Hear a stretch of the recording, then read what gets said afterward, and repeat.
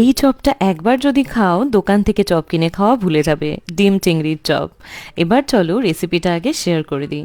প্রথমেই আমি এখানে চিংড়ি মাছ আর চিংড়ি মাছের মাথা কোনোটাকেই কিন্তু বাদ দিইনি। চিংড়ি মাছের পেছনের শীটটা ফেলে যেমন চিংড়ি মাছটা পরিষ্কার করেছি, চিংড়ি মাছের মাথাতেও একটা ময়লা থাকে, সেটাকেও ফেলে দিয়েছি।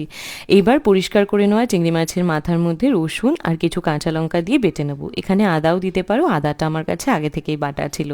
এবার অল্প একটু পেঁয়াজ ভেজে নিয়ে সমস্ত গুঁড়ো মশলা দিয়েছি, নুন, জিরে গুঁড়ো, হলুদ গুঁড়ো, কাশ্মীরি লঙ্কার গুঁড়ো, ধনে গুঁড়ো সব দিয়ে একটু কষিয়ে নিয়ে সেই চিংড়ি মাছের মাথা বাটাটা আর আদা বাটাটা দিয়ে আবার সব কিছু ভালো করে একটু কষাবো। আর অন্যদিকে দুটো আলু সেদ্ধ করে গ্রেট করে নিয়েছি আর একটা ডিমকেও গ্রেট করে নিয়েছি সেদ্ধ করে।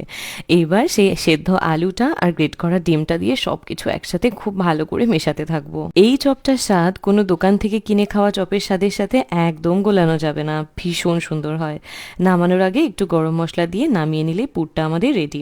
অন্যদিকে একটা বাটিতে 2-3 চামচ কর্নফ্লাওয়ার আর 2-3 চামচ ময়দা, স্বাদ মতো নুন আর একটু গোলমরিচ গুঁড়ো দিয়ে একটা স্লারি তৈরি করে নিয়েছি। আর যে চিংড়ি মাছগুলো প্রথমে দেখালাম সেগুলোতেও একটু নুন গোলমরিচ মাখিয়ে রেখেছিলাম। এবার একটা করে গোটা চিংড়ি মাছ মাঝে দিয়ে শুধু লেজের অংশটা বাকি রেখে পুরটা দিয়ে এইরকমভাবে চপের আকার করে নেব।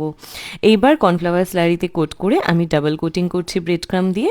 এবার ভাজার জন্য তো সব কটা রেডি, কিন্তু এই পর্যায়ে তোমরা একটা কোনো এয়ারটাইট কন্টেনারে বা কোনো জিপলক ব্যাগে করে 15 থেকে 20 দিনের জন্য রেখে দিতে পারো। তারপর আর কি ডুবো তেলে ভেজে নাও, তাহলেই রেডি ডিম চিংড়ির চপ। সাথে একটু কাসুন্দি আর কাঁচা পেঁয়াজ নিলেই একেবারে জমে যাবে। তোমরা কিন্তু অবশ্যই কমেন্টে জানিও যে রেসিপিটা কেমন লাগলো।